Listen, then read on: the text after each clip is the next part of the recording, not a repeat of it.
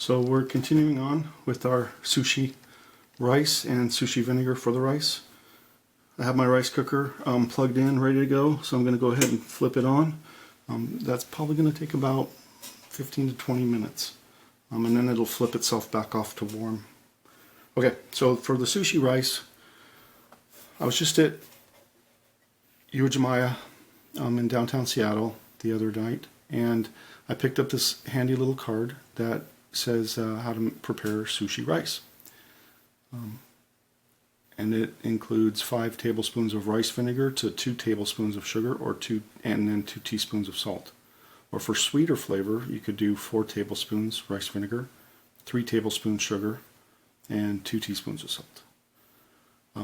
Looking it up online, I even saw it as high as 6 tablespoons, and I think it was 1 tablespoon. So that would have been 3 teaspoons of salt. Anyway, that's neither here nor there. I also went to the library, checked out a couple of books.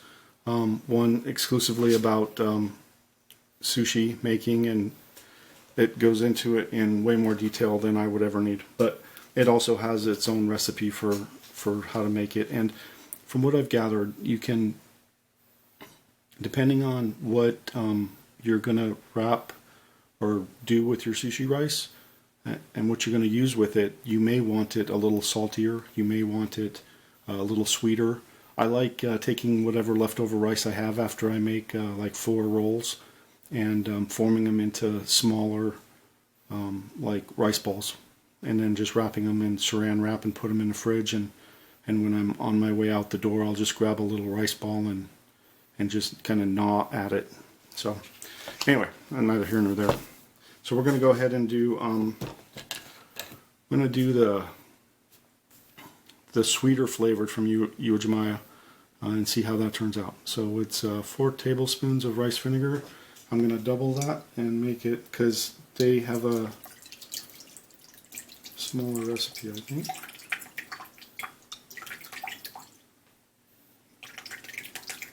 And do a half cup.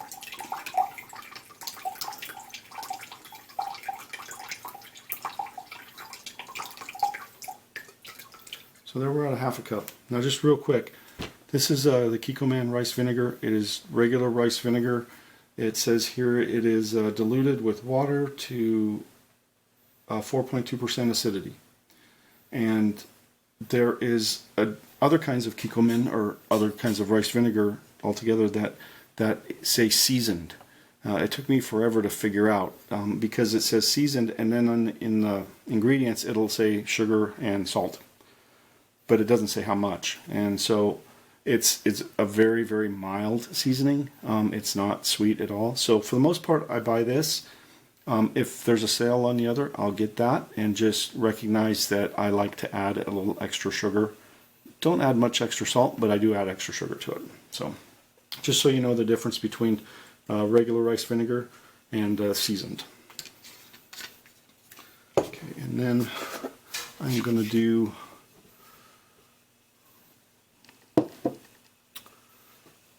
one tablespoon of salt. Seems like an awful lot of salt, doesn't it? Okay.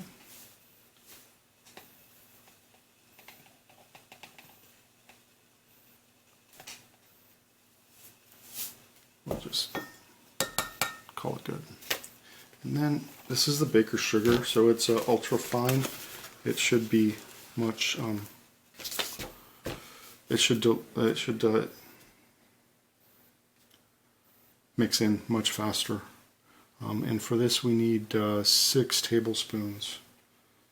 6 tablespoons is a little over 1/3 of a cup, so I'm going to just do that.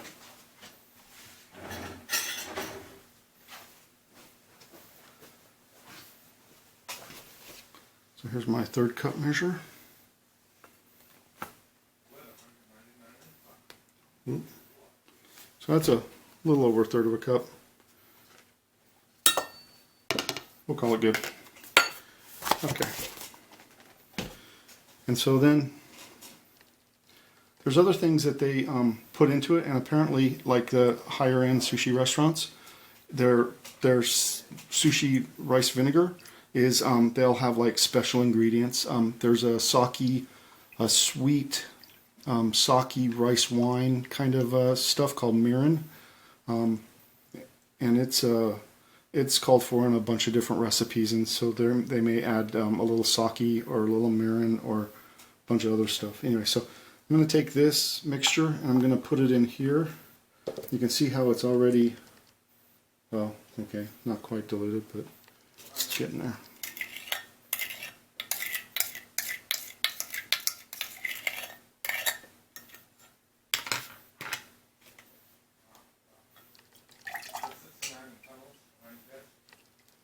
Okay. And then let's put this on here so I can give it a little shake every once in a while. The recipe from Jeremiah says to heat the ingredients to dissolve the sugar and then cool it. But I found that in the 15 minutes or 20 minutes it takes to cook that rice, if I just shake this every so often, it'll be totally clear and ready to go. So that's how you do the sushi rice.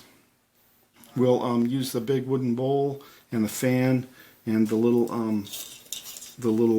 rice paddle to mix this into the rice as soon as it's cooled a little, and when it's done. And until then, I'll be getting all of my other ingredients together so that as soon as the rice is done and ready to go, we can start doing some rolls. One of the first things that they say to do is put some cling wrap around this to keep it clean, and that's good advice.